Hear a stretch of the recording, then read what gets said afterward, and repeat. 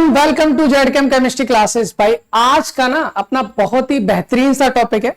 Actual में हम आपको बता दें भाई, ये हमारा फेज इक्विलिब्रियम का लेक्चर नंबर 4 है। मतलब सर इससे पहले ना 3 लेक्चर हो चुके हैं। भाई फर्स्ट लेक्चर में हमने जाना था फेज क्या होता है, सेकंड लेक्चर में जाना सर कंपोनेंट्स क्या होता है, उनको कैलकुलेट कैसे कर सकते हैं। सर थर्ड लेक्चर में हमने बहुत ही प्यार से बड़े अच्छे से ढंग से भाई 3 तरीके से हमने डिग्री ऑफ फ्रीडम निकालना जाना था। सर आज मतलब लेक्चर नंबर 4 में हम क्या करने वाले हैं भाई, बहुत ही बेहतरीन सा बड़ा ही प्यारा सा सिंपल सा टॉपिक करने वाले हैं जिसका नाम है phase diagram of one component system. भाई एक कंपोनेंट सिस्टम के लिए आपको फेज डायग्राम जानना है। भाई आपने बहुत सारी बुक्स में देखा होगा फेज डायग्राम, बहुत सारे टीचर्स ने आपको फेज डायग्राम पढ़ाया होगा। भाई मैं ना आपको फेज डायग्राम का एक्चुअल में विजुअलाइजेशन कराना चाहूंगा कि एक्चुअल में होता क्या है, फेज डायग्राम बताता क्या है, उसमें होता क्या। बिल्कुल क्रिस्टल क्लियर होगा भाई, बहुत ही अच्छे से पोस्टमार्टम कर देंगे आज उसका। देखो भाई क्लास को आगे बढ़ते हैं। चलिए भाई सबसे पहले तो कुछ ना कुछ भाई इंट्रोडक्शन तो स्टार्ट करना पड़ता है ना। जब भी हम किसी भी चीज को समझेंगे, समझने से पहले उसका बेसिक फंडा बना लेते हैं। फेज डायग्राम बताता क्या है, उसमें क्या क्या करने वाले हैं, किसकी हेल्प से हम समझने वाले हैं, वो सारे क्वेश्चंस के आंसर सबसे पहले होने चाहिए। पहला क्वेश्चन मेरा ये होता है, सर जो फेज डायग्राम हम बनाते हैं वो एक्चुअल में फेज डायग्राम हमको बताता क्या है। सर बताता क्या है मैं आपको बता दूं भाई, बहुत सारे कॉम्पिटिटिव लेवल एग्जाम्स में, चाहे आपका CSI नेट होता है, IIT गेट होता है और आपका IIT जैम होता है, भाई यहां पर आपको इस डायग्राम से सिंपल सा क्वेश्चन आता है भाई, फेज डायग्राम किस चीज को बताता है। 4 ऑप्शन दे दिए जाते हैं, आपसे पूछा जाता है। भाई मैं भी आपको वो बताने वाला हूं कि फेज डायग्राम जो है, सबसे पहले तो जान लीजिए भाई फेज डायग्राम बताता क्या है, फिर उसके बारे में पढ़ेंगे अच्छे से, बिल्कुल एंजॉय के साथ पढ़ेंगे। भाई हमारा पहला काम क्या है, सर फेज डायग्राम क्या बताता है। Phase diagram tells about the thermodynamic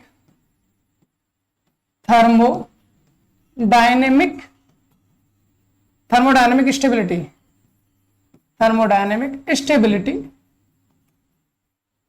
of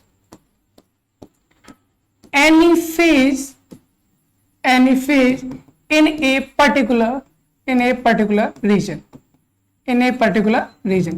भाई आपको किसी भी रीजन में कोई भी फेज है आपकी, मे बी सॉलिड फेज हो सकती है, मे बी लिक्विड फेज हो सकती है, मे बी गैस फेज हो सकती है, कोई भी फेज हो सकती है। तो थर्मोडायनेमिकली कौन सी फेज ज्यादा स्टेबल होगी किस रीजन में, ये चीज कौन बताता भाई, ये चीज कौन बताता है सर, फेज डायग्राम बताता है। ये चीज कौन बताता है, फेज डायग्राम। फॉर एग्जांपल मैं आपको समझाने की कोशिश करता हूं। अब इस डायग्राम को समझेंगे हम क्या होता है। जैसे कि ये हमारे पास एक डायग्राम बनाया गया है ना। हमने कहा सर यहां पर हमें दिखाई दे रहा है सॉलिड, यहां पर हमको दिखाई दे रहा है लिक्विड, यहां पर हमको दिखाई दे रहा है गैस। सर क्यों?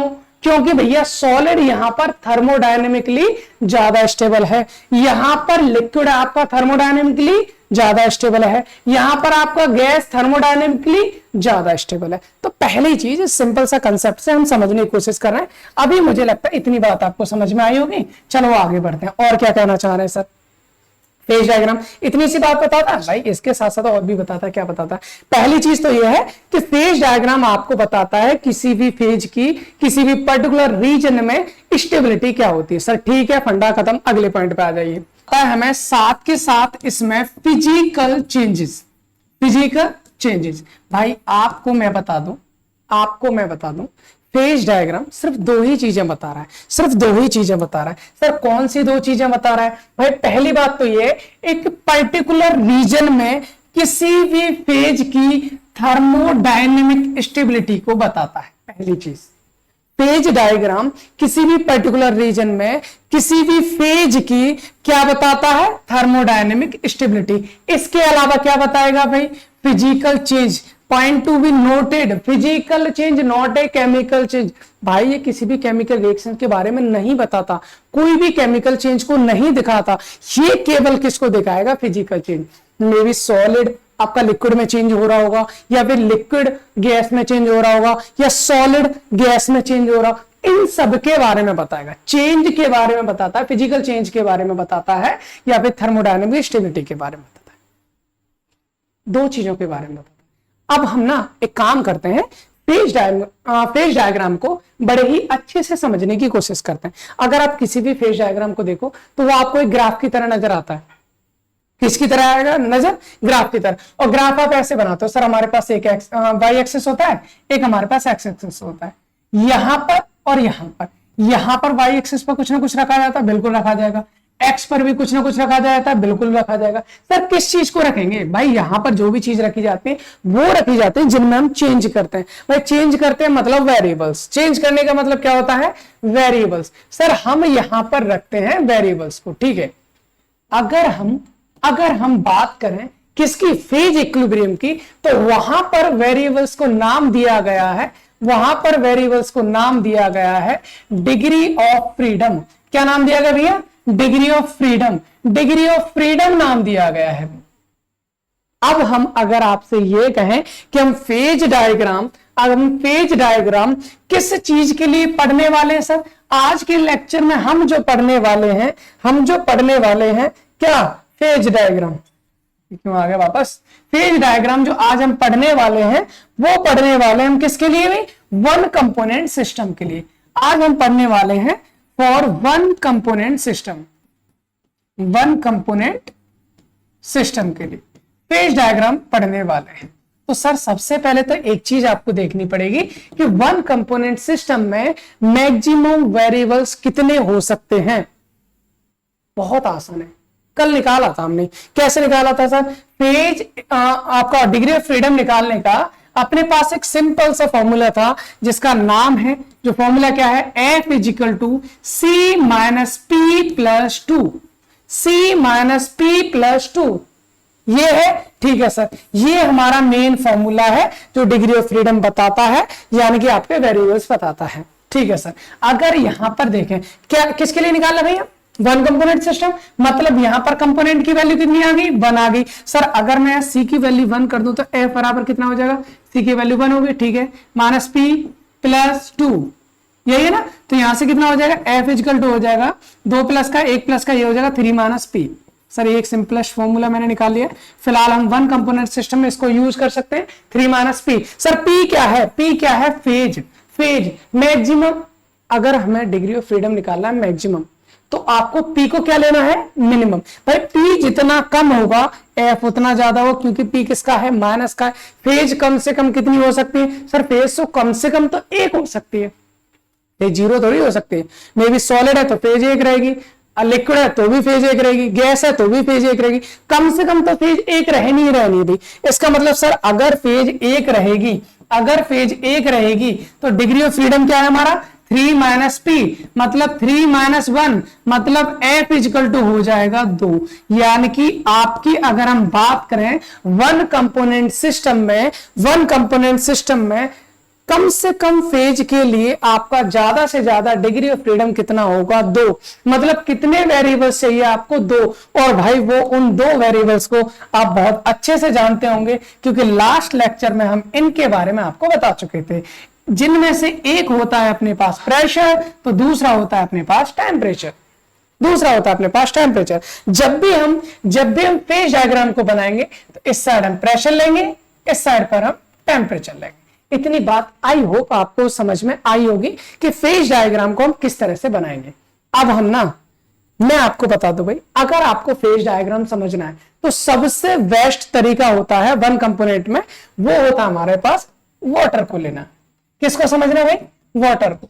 अगर हम बात करें वाटर की, तो भाई इसकी 3 कंडीशन हो सकती हैं। ये आपका 3 स्टेट में 3 फेज में एग्जिस्ट कर सकता है। सर कौन कौन सी स्टेट में एग्जिस्ट कर सकता है? भाई मे बी आपका वाटर सॉलिड फेज में हो सकता है। भाई सॉलिड में हो सकता है, बिल्कुल आइस के फॉर्म में रहेगा, ठीक है। वाटर में भी क्या आपका वाटर के फेज में भी रह सकता है, मतलब लिक्विड के फेज में भी रह सकता है, लिक्विड के फेज में भी रहेगा जिसको हम वाटर बोलेंगे, है। मे बी आपका गैस के फेज में भी रह सकता है, जिसको हम वाटर वेपर बोलेंगे, जिसको हम क्या बोलेंगे भाई? वाटर वेपर कहा जाएगा। सर वाटर हमारा H2O हमारा 3 अलग अलग फेज में रहेगा, सॉलिड में रह सकता है, लिक्विड में रह सकता है, गैस में रह सकता है। सर अब एक काम करते हैं, ये तो रही सिंपल सी बात। अब हम डायरेक्ट आ जाते हैं फेज डायग्राम पर, वहां से उसका एनालिसिस करते हैं, एक्चुअल में विजुअलाइजेशन करते हैं। आ जाइए भाई, अब अपने मेन काम पे आते हैं। वाटर है, ये हमारा फेज डायग्राम ऑफ वाटर, ये पहले से बना हुआ है। मैं आपको बता देता हूं ऐसा एक्चुअल में होता क्यों है। आप कहेंगे सर ऐसा होता क्यों? मैंने कहा सर एक चीज समझ लो, यहां पर एक चीज बड़ी है, अच्छे से प्यार से समझ लेना भाई। आपको अगर मैं यहां दिखाना चाहूं तो ये जो पोर्शन है आपका, ये वाला जो पोर्शन है आपका, इसमें आपको केवल कौन मिलेगा? सॉलिड। इसमें आपको केवल कौन मिलेगा भाई? ये जो पोर्शन आपका है इसमें केवल आपको मिलेगा सॉलिड। आई होप समझ में आ रहा होगा। और दूसरी चीज क्या है भाई? और दूसरी चीज भाई, ये जो पोर्शन आपका दिखाई दे रहा है आपको, ये वाला पोर्शन, इस वाले पोर्शन में आपको मिलेगा केवल और केवल कौन? लिक्विड फेज है। और बचा हुआ ये वाला जो फेज है, ये जो फेज आपकी आ रही है आपकी यहां से यहां तक, इस फेज में आपकी मिलेगी कौन सी चीज भाई? Gas phase. आई थिंक आपको तीनों चीज आपको समझ में आ रही होंगी कि इधर मैंने सॉलिड ले रखा है, इधर मैंने लिक्विड ले रखा है, इधर मैंने गैस। आप कहेंगे सर क्यों? सर क्यों भाई? अगर हम देखें किस चीज को, अगर यहां से समझने की कोशिश करो, बड़े ही ध्यान से समझेंगे। फेज डायग्राम ऑफ वाटर की बात कर रहे हैं, हमने कहा फेज डायग्राम लेना है तो इस साइड मैंने क्या ले रखा भाई? प्रेशर। इस साइड मैंने क्या ले रखा भाई? टेम्परेचर। एक चीज देखो, यहां से अगर मैं ऊपर जाता हूं, ध्यान से सुन लेना आप, यहां से अगर मैं ऊपर जाता हूं मींस मेरा प्रेशर बढ़ रहा है। अगर मैं एक्स एक्सिस पे इधर आता हूं, मतलब मेरा टेम्परेचर बढ़ रहा है। अब एक कॉमन सेंस वाली चीजें से सोचना, अगर मेरा प्रेशर ज्यादा होगा, अगर मान लीजिए कोई एक पर्टिकुलर पॉइंट मैंने यहां ले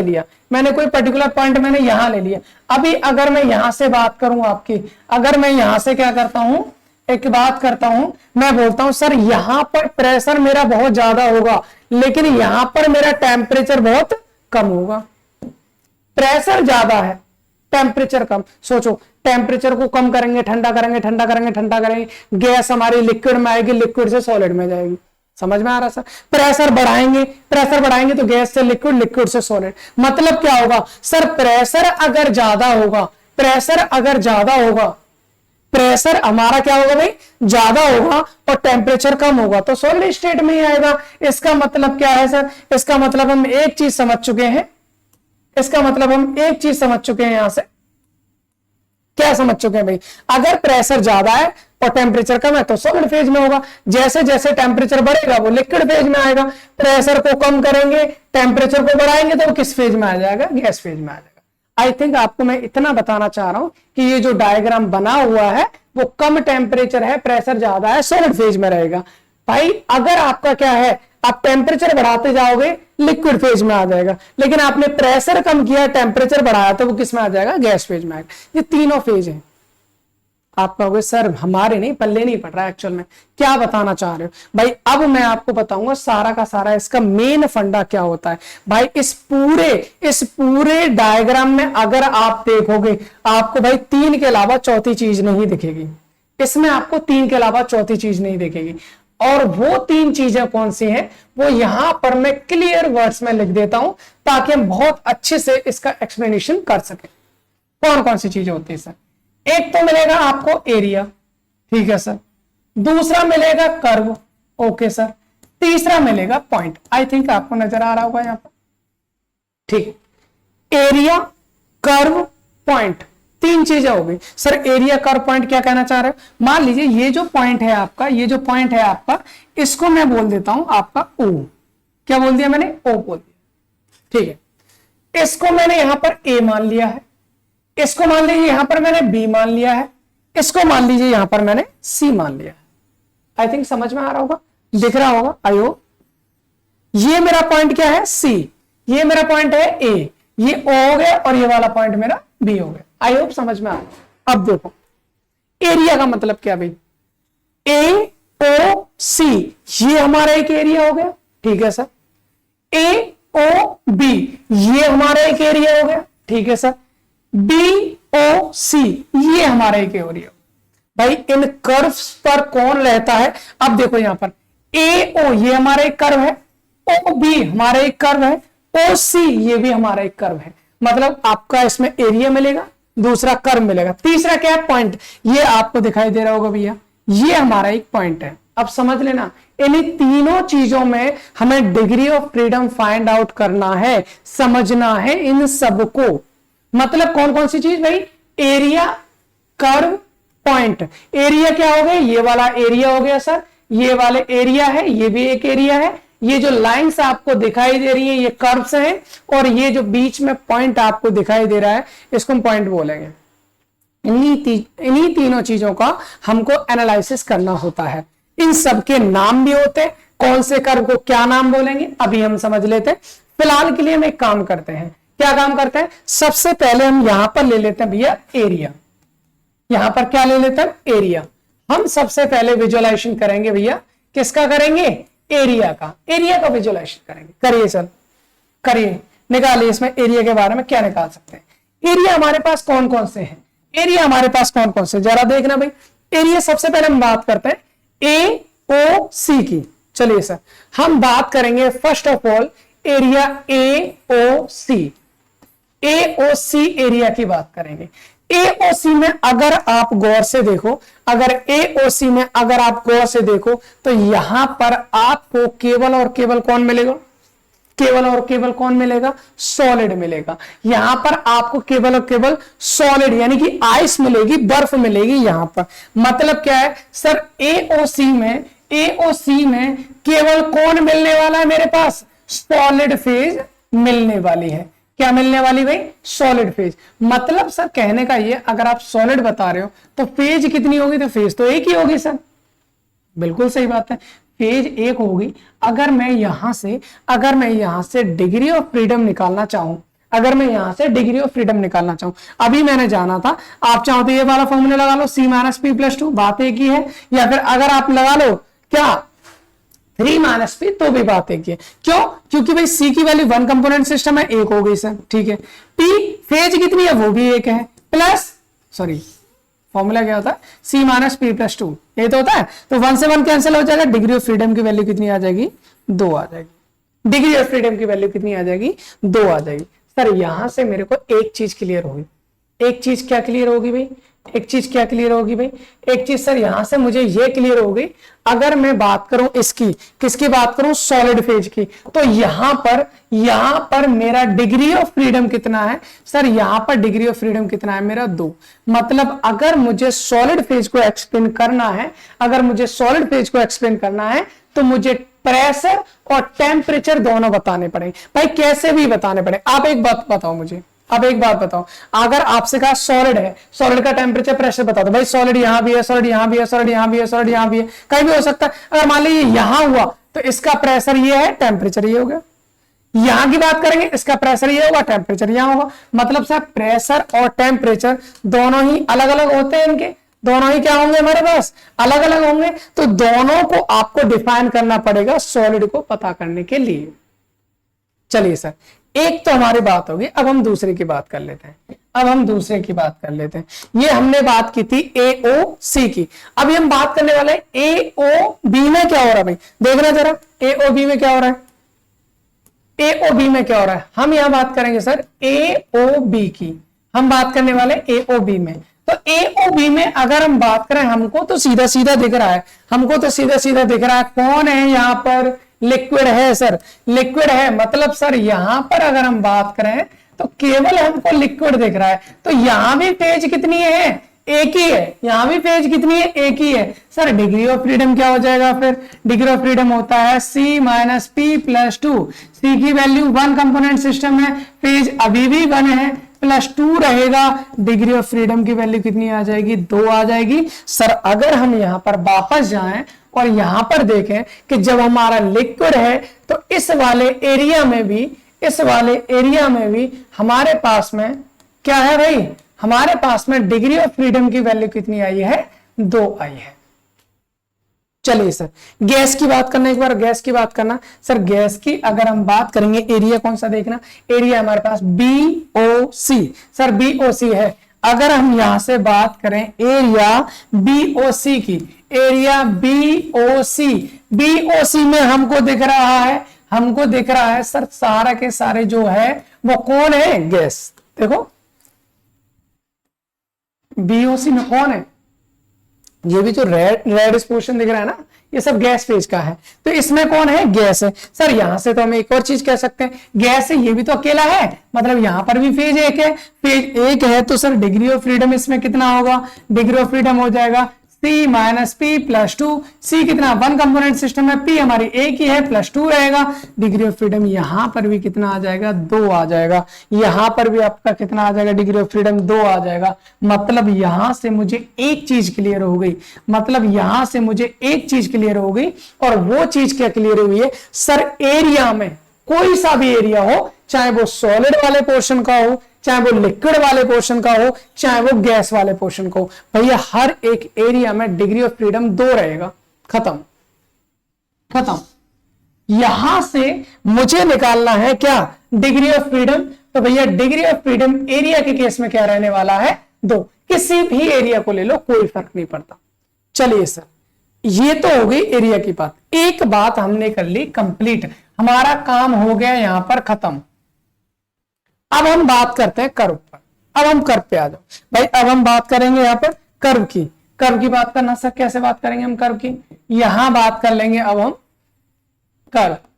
भाई कर्व तो हमारे पास बहुत सारे हैं सर, कर्व तो हमारे पास बहुत सारे। कौन कौन से देखना भाई, कर्व मेरे पास OA है, OB है, OC है। तीनों के बारे में बात करेंगे, बिल्कुल बात करेंगे। तो जैसे अभी अभी हमने किसके बारे में बात की थी, अभी अभी हमने एरिया के बारे में बात की थी। अब हम किसके बारे में बात करेंगे, कर्व के बारे में बात करेंगे। कौन कौन से कर्व है सर, पहला कर्व है मेरा OA। कौन सा कर्व है मेरे पास, OA। भाई O से A के लिए कर्व है सर, क्या होगा इस कर्व पर, क्या होता है इस कर्व पर। भाई मैं आपको छोटी सी कहानी समझा रहा हूं, जरा ध्यान से समझ लेना, जरा ध्यान से समझ लेना कि क्या समझाने की कोशिश कर रहा हूं। सोचो, मैंने कहा सर यहां पर मेरा सॉलिड है, यहां पर मेरा क्या है, सॉलिड है, जिसका अगर हम बात करें, जिसकी अगर हम बात करें, ये इसका टेम्परेचर है और ये इसका प्रेशर है। ये इसका टेम्परेचर है, ये इसका प्रेशर है। अभी यहां पर मान लीजिए मैंने इसका प्रेशर कांस्टेंट कर दिया, मैं प्रेशर को ना बढ़ा रहा हूं ना घटा रहा हूं। प्रेशर कांस्टेंट का मतलब क्या है सर, प्रेशर कांस्टेंट का मतलब ये प्रेशर इतना ही रहेगा। प्रेशर मैंने कांस्टेंट कर दिया, ना मैं इसको ऊपर लेके जा रहा हूं ना मैं इसको नीचे लेके जा रहा हूं। अब मैं एक काम करता हूं, अब मैंने जब इसका प्रेशर कांस्टेंट कर दिया, अब मैं धीरे धीरे टेम्परेचर को बढ़ाऊंगा। अब मैं धीरे धीरे टेम्परेचर को बढ़ाऊंगा। तो जैसे ही मैं सोचो यहां पर, जैसे मैं इसका टेम्परेचर बढ़ाता हूं, टेम्परेचर बढ़ाता हूं तो ऐसे ऐसे ऐसे ऐसे ऐसे ऐसे जाएगा। मतलब ये अभी भी इस रीजन में क्या है, सॉलिड है, सॉलिड है, सॉलिड है, सॉलिड है। जैसे ही यहां पहुंचा, जैसे ही इस पॉइंट पर पहुंचेगा, इस पॉइंट पर पहुंचेगा, तो यहां पर सॉलिड क्या होगा, तुरंत आपका चेंज होने लगेगा किसमें, लिक्विड में। कहने का मतलब ये, मान लीजिए मेरे पास में एक कंटेनर है, मेरे पास में एक कंटेनर है, उसमें मैंने एक आइस क्यूब रख रखा है। मैंने उसमें क्या रखा है, एक आइस क्यूब रख रखा है, ठीक है सर। प्रेशर मेरा कांस्टेंट है। मैंने क्या किया, मैंने नीचे से इसको गर्म करना स्टार्ट किया, मैंने इसको नीचे से गर्म करना स्टार्ट किया। तो आप देखोगे जब मैंने प्रेशर को कांस्टेंट रखा है, मैं इसको टेम्परेचर देता जा रहा हूं। मान लीजिए प्रेशर कितना लिया है मैंने, 1 atm ले लिया सर। कितना ले लिया है, 1 atm ले लिया है। 1 atm ले लिया तो आप जैसे जैसे टेम्परेचर को बढ़ाओगे, जैसे ही 0 डिग्री सेल्सियस का टेम्परेचर होगा, ये जो सॉलिड है ये आपका मेल्ट करना स्टार्ट करेगा और यहां से ये लिक्विड में कन्वर्ट होना स्टार्ट होगा, लिक्विड में कन्वर्ट होना। तो जैसे ही इस पॉइंट पे आया, ये कन्वर्ट होना चाहेगा सॉलिड से लिक्विड। सर यहां पर आते सॉलिड से लिक्विड होना चाहेगा। अब एक चीज समझ लो, मतलब क्या हो रहा है, इस पूरे के पूरे कर्व पर, इधर सॉलिड है, इधर लिक्विड है। जैसे इस कर्व पे सॉलिड से लिक्विड जा रहा है, तो भाई वापस से लिक्विड से क्या बनेगा, सॉलिड। मतलब इस कर्व पर आपका क्या पाया जाएगा, इक्विलिब्रियम। भाई यहां पर आना जरा, जहां पर हम बात कर रहे हैं, हम सर ये कहना चाह रहे हैं, अगर इस पूरे के पूरे कर्व पर कहीं पर भी आप देख लो, इस साइड सॉलिड है, इस साइड कौन है, लिक्विड है। तो यहां से सॉलिड लिक्विड के साथ इस कर्व पे क्या रहेगा, इक्विलिब्रियम में रहेगा। सॉलिड लिक्विड के साथ क्या रहेगा, इक्विलिब्रियम पे रहेगा। भाई एक चीज समझो, हमने एक चीज जान ली सर, OA कर्व पर क्या हो रहा है, OA कर्व पर हमारे पास एक सॉलिड फेज है पर वो इक्विलिब्रियम में है किसके साथ है भाई, लिक्विड फेज के साथ इक्विलिब्रियम में है। सॉलिड से लिक्विड को हम बोलते हैं फ्यूजन। क्या बोलेंगे भाई, सॉलिड से लिक्विड बन रहा है मतलब फ्यूजन हो रहा है, या फिर दूसरा टर्म बोल सकते हैं कि मेल्टिंग हो रही है। क्या हो रही है, मेल्टिंग हो रही है। इसलिए क्योंकि इसको फ्यूजन हो रहा है या मेल्टिंग हो रहा है, इसलिए इसका नाम जो होता है, इस कर्व का नाम जो होता है उसे हम बोलते हैं फ्यूजन कर्व। इस कर्व को क्या नाम बोलेंगे हम, फ्यूजन कर्व। ठीक है, इसको हम बोल देंगे भाई फ्यूजन कर्व, या फिर क्या बोल सकते हैं इसको, या फिर इसको मेल्टिंग कर्व भी बोल सकते हैं, मेल्टिंग कर्व भी बोल सकते हैं, या फ्रीजिंग कर्व भी बोल सकते हैं। आई होप इतनी बात आपको समझ में आई हुई इस कर्व के बारे में, OA के बारे में। सर मेरे को एक काम और करना है। क्या काम करना है सर, मेरे को यहाँ पर डिग्री ऑफ फ्रीडम और निकाल के बता दो। डिग्री ऑफ फ्रीडम क्या होंगे वो तो हम यहीं से निकाल सकते हैं। कैसे निकाल सकते हैं सर, ये बताना मेरे को यहाँ पर फेज कितनी होगी। फेज तो सर 2 होगी, एक सॉलिड फेज एक लिक्विड फेज। फेज यहाँ पर कितनी हुई भाई, फेज की संख्या होगी मेरे पास 2, फेज होगी मेरे पास 2। निकालना क्या है मुझे सर, डिग्री ऑफ फ्रीडम। क्या फॉर्मूला था, डिग्री ऑफ फ्रीडम यानी F = C - P + 2। ठीक है, C की वैल्यू तो 1 हो जाएगी, 1 कंपोनेंट सिस्टम है। P की वैल्यू कितनी हो जाएगी, फेज कितनी है 2 है, प्लस कितना है 2, कैंसिल हो जाएगा तो कितना आ जाएगा भाई, डिग्री ऑफ फ्रीडम 1 हो जाएगा। डिग्री ऑफ फ्रीडम हो जाएगा 1। मतलब हम कहना चाह रहे हैं भाई, क्या कहना चाह रहे हैं भाई, हम ये कहना चाह रहे हैं कि अगर हम इसकी बात करें, किसकी बात करें, फ्यूजन कर्व की, फ्यूजन कर्व, इस पर डिग्री ऑफ फ्रीडम जो है इसका, वो कितना आया भाई, डिग्री ऑफ फ्रीडम आया है इसका कितना, हमारा 1। इस कर्व पर हमारा डिग्री ऑफ फ्रीडम आया है 1। चलिए सर, इतनी बात आपको समझ में आएगी। आई होप चीजों को देखते जाना भाई, चीजों को देखते जाना, फिर आप कहोगे, क्योंकि भरमार इस पर होती चली जाएगी, बहुत सारी चीजें मैं लिखते जाऊंगा, इसलिए आपको साथ के साथ यहां पर समझना जरूरी है। यहां पर डिग्री ऑफ फ्रीडम कितना हो जाएगा, हमारा 1 हो जाएगा। किस पर है डिग्री ऑफ फ्रीडम, हमारा फ्यूजन कर्व पर, जो हमने जिसको हम फ्यूजन कर्व बोला वहां। अब हम बात कर लेते हैं OB की। सर OB की बात करना, यहां पर OB की बात करना।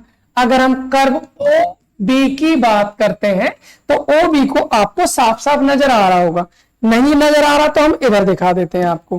क्या दिखा देते हैं भाई, देखिए जरा, हमने क्या किया, हमने ये कहा था सर हमारे पास सॉलिड था, ठीक है, हमने गर्म करना स्टार्ट किया, यहां पहुंच गए। पहुंचने के बाद जैसे ही देखा भाई सॉलिड कन्वर्ट होने लग गया लिक्विड में। अभी हम लिक्विड में पहुंच गए ना, अभी हम और गर्म करते आ रहे हैं, फिर एक पॉइंट आएगा जिसके बाद वो कहां चेंज होना चाहेगा, गैस में। भाई लिक्विड से कहां होना चाहेगा, गैस में। मतलब सर वो तो आपको बताने की आवश्यकता भी नहीं है, वो हमें सीधा सीधा दिख रहा है। क्या दिख रहा है सर, हमको यहां से सीधा सीधा ये दिख रहा है कि इस वाले कर्व पर अगर OB की बात करो, इधर लिक्विड है, इधर कौन है, गैस। तो भाई यहां पर लिक्विड इक्विलिब्रियम में होगा किसके साथ होगा, हमारा गैस के साथ। इस कर्व पर हमारा लिक्विड गैस के साथ इक्विलिब्रियम में होगा। तो चलिए सर यहां पर लिख लेते हैं फिर अपनी कहानी। हम यहां पर क्या लिखने वाले भाई, हम कहना चाह रहे हैं सर OB पर हमारे पास जो लिक्विड है वो हमारा इक्विलिब्रियम में है, किसके साथ, गैस के साथ है। सर एक बात बताओ, लिक्विड से, जैसे हमने यहां पर बोला सॉलिड से लिक्विड बन रहा है, मतलब मेल्टिंग हो रहा है, फ्यूजन हो रहा है। और लिक्विड से अगर गैस बनता है उसको क्या बोलते हैं, वेपोराइजेशन। उसको क्या बोलेंगे हम, उसको बोलते हैं वेपोराइजेशन।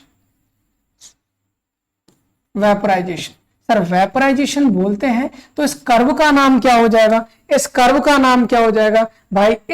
का नाम हो जाएगा वेपोराइजेशन कर्व। इस कर्व को क्या बोलेंगे, वेपोराइजेशन कर्व।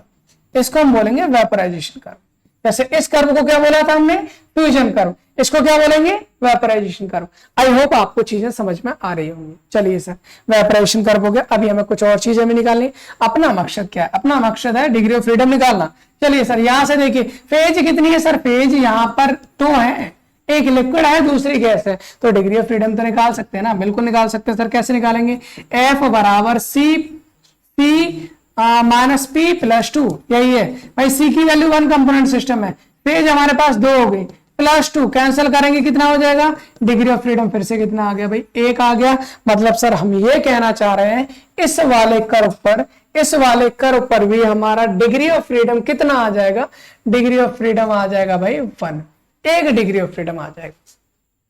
क्लियर, कोई समस्या नहीं है। अब आ जाइए इस वाले पेज पर, अब आ जाइए इस वाले किस पर, ओ सी। भाई हम बार बार समझने की कोशिश क्या करेंगे, हमें सीधी सीधी बात समझ में आ गई। क्या समझ में आ गई सर, इधर सॉलिड है, इधर हमारे पास गैस है, मतलब हमको सीधा सीधा ये नजर आ रहा है इधर हमारा सॉलिड इक्विलिब्रियम में होगा डायरेक्ट किसके साथ, गैस के साथ। इक्विलिब्रियम में होगा किसके साथ, गैस के साथ। गैस के साथ है तो भाई इसका कुछ ना कुछ नाम तो होगा ना। अब हम बात करते हैं किसके बारे में, अब हम बात करते हैं सर ओ सी के बारे में, ओ सी कर्व के बारे में, जहां पर हमारा जो सॉलिड है वो इक्विलिब्रियम में होगा किसके साथ, गैस के साथ। भाई सॉलिड हमारा इक्विलिब्रियम में होगा गैस के साथ। इसको क्या बोलेंगे, सॉलिड से डायरेक्ट लिक्विड गैस बनता है सर, उसको बोलते हैं सब्लिमेशन। उस प्रोसेस को क्या बोलते हैं, सब्लिमेशन। तो सर इस कर्व का नाम क्या हो जाएगा, इस कर्व का नाम क्या हो जाएगा भाई, इस कर्व का नाम हो जाएगा सब्लिमेशन कर्व। इस वाले को यहां लिख देता हूं मैं, इसका नाम हो जाएगा सब्लिमेशन कर्व, सब्लिमेशन कर्व। ठीक है सर, सब्लिमेशन कर्व हो गया। अब इस सब्लिमेशन कर्व का डिग्री ऑफ फ्रीडम क्या होगा भाई, सीधा सीधा पता है, कितनी फेज हो गई, 2 फेज कितनी होगी भाई, 2 है सर, फेज की वैल्यू हो गई 2। क्या निकालना है, डिग्री ऑफ फ्रीडम। कैसे निकालेंगे, C minus P plus 2, component 1 ही है, फेज 2 हो गई, प्लस 2 कैंसिल करेंगे, F की वैल्यू कितनी आ जानी है, F की वैल्यू आ जाएगी 1। वाओ, ये तो एक हमारा बहुत ही अच्छा सा, बहुत ही अच्छी सी चीज निकल के आई है भाई। क्या निकल के आई है, देखो जरा, किस पर बात कर रहे थे, पहले बात कर रहे थे हम एरिया पर बात कर रहे थे भाई, एरिया पर बात कर रहे थे। हमने देखा चाहे वो सॉलिड वाला एरिया हो, चाहे वो लिक्विड वाला एरिया हो, चाहे वो गैस वाला एरिया हो, भैया सब में डिग्री ऑफ फ्रीडम कितना आ रहा था, 2 आ रहा था।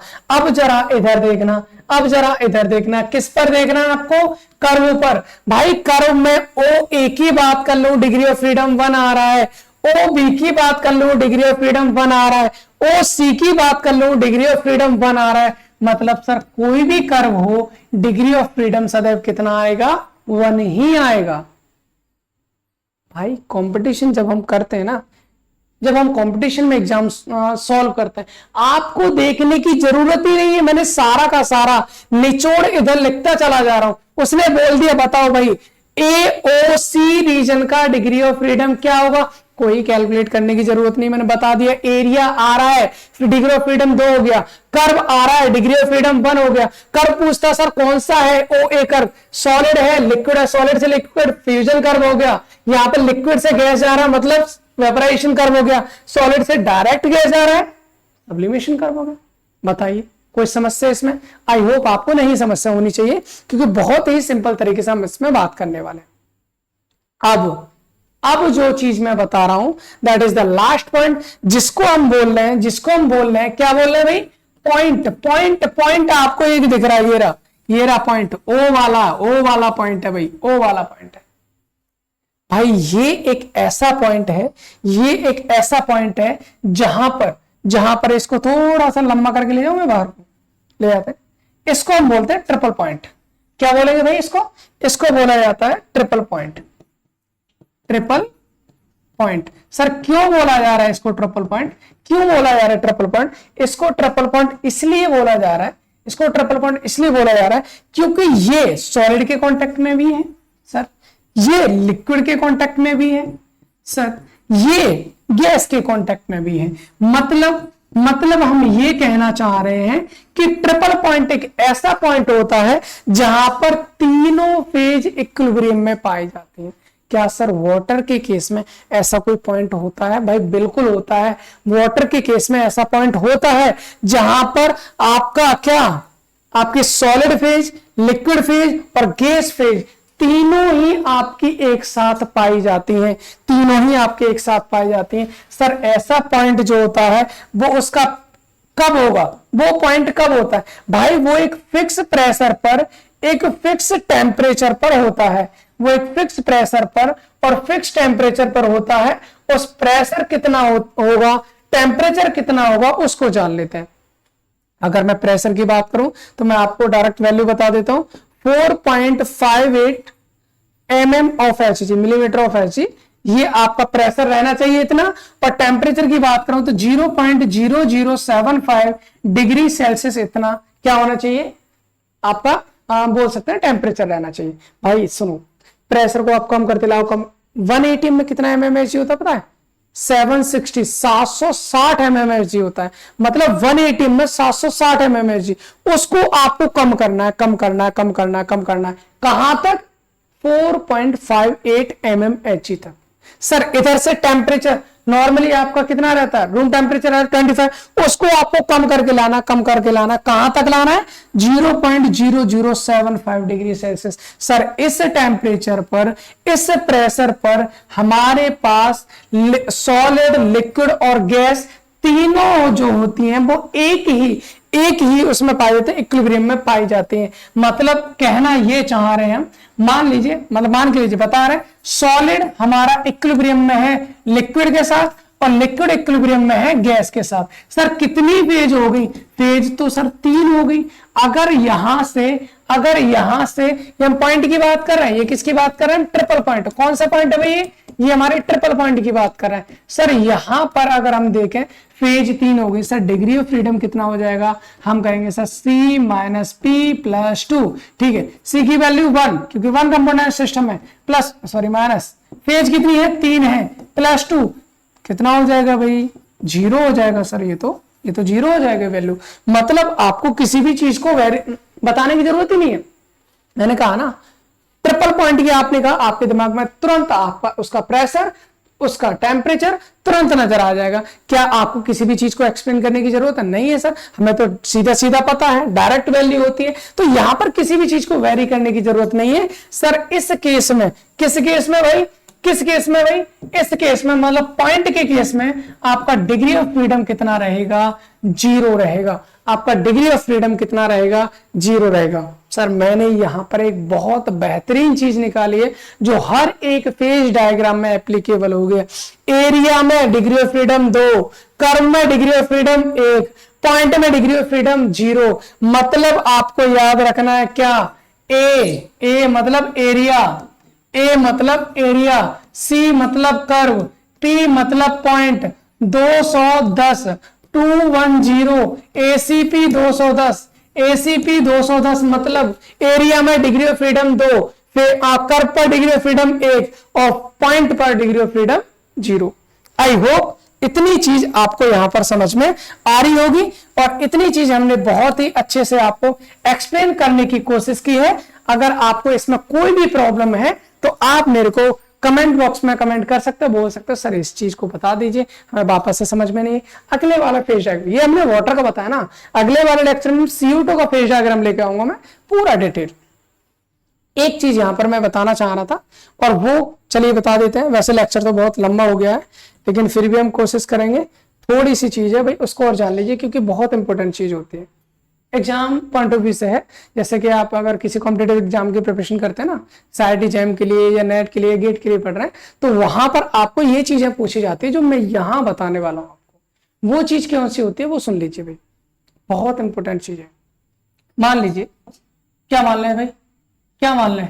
मानना आपको यह है कि यहां पर एक, चलिए ये करते हैं, ये मेरे पास में एक प्रेशर मैंने फिक्स कर लिया मान लीजिए और ये मेरा टेम्परेचर फिक्स। सपोज, ध्यान से सुन लेना, एक बहुत अच्छा सा कंसेप्ट बताने वाला हूं, बहुत प्यारा चीज है। देखिए यहां जो मैंने टेम्परेचर लिया है, यहां जो मैंने प्रेशर लिया है वो मेरा 1 atm है। 1 atm का मतलब होता है 760 mmHg, 760 mm ऑफ Hg। इतना है सही। ट्रिपल पॉइंट में कितना था, ट्रिपल पॉइंट में आपका कितना था 4.58 mm। बहुत कम था भाई, बहुत कम था, इसके कंपेरेटिव तो बहुत ज्यादा प्रेशर हो गया। यहां पर अगर हम टेम्परेचर की बात करें तो ये जो टेम्परेचर था आपका कौन सा, ट्रिपल पॉइंट वाला, ये था आपका 0.0075 डिग्री सेल्सियस, यही तो था। अभी यहां पर जो पॉइंट है ये है हमारा 0 डिग्री सेल्सियस, मैंने ले लिया 0 डिग्री सेल्सियस। क्यों लिया भाई, क्यों लिया, क्योंकि ये जो पॉइंट है ना, ये जो पॉइंट है यहां पर सॉलिड से लिक्विड जा रहा है। अब आप नॉर्मली देखोगे तो नॉर्मली हमारा प्रेशर कितना रहता है, 1 atm रहता है, और 1 atm जब प्रेशर होता है तो वहां पर कोई भी जो हमारा वाटर होता है, वाटर सॉलिड से लिक्विड में कन्वर्ट होना स्टार्ट कर देता है, मतलब उसका मेल्टिंग पॉइंट होता है। तो हमने वही चीज लिया है। मैं बताना क्या चाह रहा हूं, इस डायग्राम से आपको एक चीज समझ में आएगी, आपने कभी ना कभी एक चीज पढ़ी होगी, सर वाटर का एनोमलस बिहेवियर, वाटर एक अलग टाइप का बिहेवियर शो करता है, एनोमलस बिहेवियर शो करता है। सर क्यों, ऐसा क्यों, आप देखिए यहां से इसका, अगर मैं मान लीजिए अभी तक मैंने पहले एक चीज बताई थी, क्या बताया था भाई, मैंने प्रेशर फिक्स रखा, मैं टेम्परेचर को बढ़ाते जा रहा हूं, बढ़ाते जा रहा हूं, बढ़ाते जा रहा हूं, जैसे ही टेम्परेचर पहुंचा 0 डिग्री सेल्सियस तुरंत क्या होगा, सॉलिड से लिक्विड फॉर्म होना स्टार्ट हो जाएगा। लेकिन अगर मैंने टेम्परेचर फिक्स कर दिया इस बार कितना, 0 डिग्री सेल्सियस, अगर मान लीजिए सर 0 डिग्री सेल्सियस है, क्या मेल्टिंग पॉइंट पर या इन पर प्रेशर से भी कोई इफेक्ट पड़ेगा क्या, बिल्कुल पड़ेगा भाई। प्रेशर से क्या इफेक्ट पड़ेगा, मान लीजिए अगर मैंने टेम्परेचर फिक्स कर दिया, आपको दिख रहा है मैं इसका प्रेशर बढ़ा रहा हूं, मैं इसका प्रेशर बढ़ा रहा हूं, मैं इसका प्रेशर बढ़ा रहा हूं, देखो यहां से प्रेशर बढ़ा रहा हूं। कहने का मतलब ये है, कहने का मतलब ये, मान लीजिए मेरे पास में एक कंटेनर है, ठीक है, ओके सर, यहां पर मेरे पास क्या था, पहले सॉलिड था, ये मेरे पास में क्या है, सॉलिड है कंप्लीटली, ये मेरे पास सॉलिड है। टेम्परेचर इसका 0 डिग्री सेल्सियस है, अभी इसका प्रेशर कितना था, 1 atm था, 1 atm प्रेशर था, तो 1 atm प्रेशर पर 0 डिग्री पे ये सॉलिड फेज में है, ये मैंने मान लिया। यहां पर मैंने लगा लिया है कोई पिस्टन, यहां पर मैंने मान लीजिए कोई एक पिस्टन लगा रखी है, ये मेरी पिस्टन है जो यहाँ पर प्रेशर को मेंटेन करेगी। अभी प्रेशर मेरा कितना है, 1 atm है, मैं प्रेशर को बढ़ा रहा हूं, मैंने प्रेशर को बढ़ाया, मैंने मान लो 2 atm किया, 3 atm किया, भाई मैं प्रेशर को बढ़ा रहा हूं, प्रेशर को बढ़ा रहा हूं। सर प्रेशर बढ़ाने से क्या होगा, प्रेशर बढ़ाने से क्या होगा, मैंने प्रेशर को बढ़ाया, मैंने देखा मैं प्रेशर को बढ़ा रहा हूं तो मैं कहां पहुंच गया, मैं तो भाई लिक्विड वाले रीजन में पहुंच गया, मैं तो भाई लिक्विड वाले रीजन में पहुंच गया। मतलब 0 डिग्री सेल्सियस है, मैं क्या कर रहा हूं, मैं प्रेशर को बढ़ा रहा हूं, प्रेशर बढ़ाने से हो क्या गया, हो ये गया कि जो सॉलिड था वो किस में पहुंच गया, लिक्विड स्टेट में पहुंच गया। एक मिनट, ये तो कुछ गड़बड़ नजर आ रही है।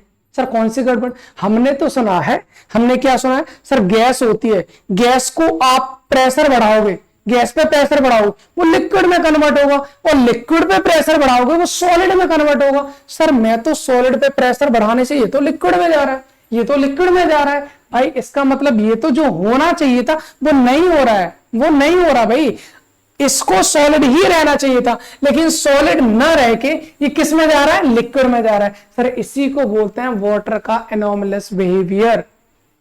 ये होता क्यों है, ये होता क्यों है ऐसा भाई, ये इसलिए होता है क्योंकि अगर मैं बात करूं वाटर H2O जब हमारा सॉलिड स्टेट में होता है, H2O जब हमारा सॉलिड स्टेट में होता है, सॉलिड स्टेट का मतलब है आइस में होता है ना, और दूसरा H2O जब हमारा लिक्विड स्टेट में होता है, मतलब वाटर की फेज में होता है। अगर मैं इनके वॉल्यूम की बात करूं, तो भैया इसका जो सॉलिड का वॉल्यूम होता है वो वाटर के वॉल्यूम से ज्यादा होता है। आइस एक्सपांड करती है, अगर आप कभी भी देखो, आप घर में देखते होंगे फ्रीजर होता है भाई, फ्रिज होता है, अब फ्रिज में अगर आप पानी जमाने रख दो किसी भी बर्तन को, आपने बर्तन नहीं रखा होता पानी, लेकिन आप जब जो जम जाता आप देखते हो बर्तन में तो बर्फ होती है, उसके आसपास भी आपको बर्फ नजर आती है उसमें जमी हुई।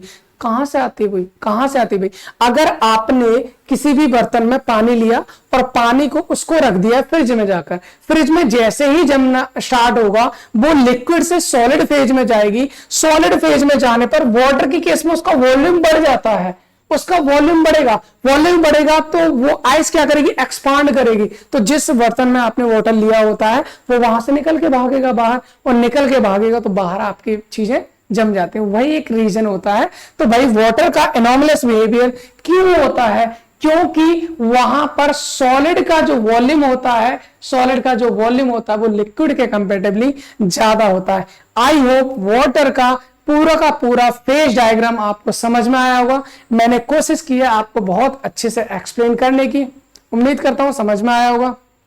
आपका एक काम करना है, बस वही शेयर करना है सभी स्टूडेंट को, अपने क्लासमेट हो, बैचमेट हो, स्कूल मेट हो, ट्यूशन मेट हो, कोचिंग मेट हो, जहां से भी जैसे भी हो जिनको इस चीज की जरूरत है, चाहे वो CSI नेट के लिए प्रिपेयर कर रहे हो इस टॉपिक के लिए, चाहे वो आपका गेट के लिए प्रिपेयर कर रहे हो, या फिर IIT JAM के लिए प्रिपेयर कर रहे हैं, या फिर आप BSc के लिए प्रिपेयर कर रहे हैं, MSc के लिए प्रिपेयर कर रहे हैं। भाई हर जगह ये एक कंसेप्चुअल पार्ट है, वो हर जगह काम आने वाला है, इसलिए आप शेयर कीजिए जितना हो सकता है। मिलते हैं आपको अगले लेक्चर में एक CO2 के फेज डायग्राम के साथ। ये हमने वाटर सिस्टम में बहुत ज्यादा टाइम लगा दिया, एक लेंथी लेक्चर हो चुका है, लेकिन हम CO2 का बहुत शॉर्ट लेके आएंगे। चलो मिलते हैं अपने अगले लेक्चर में एक नई एनर्जी के साथ। Thanks for watching.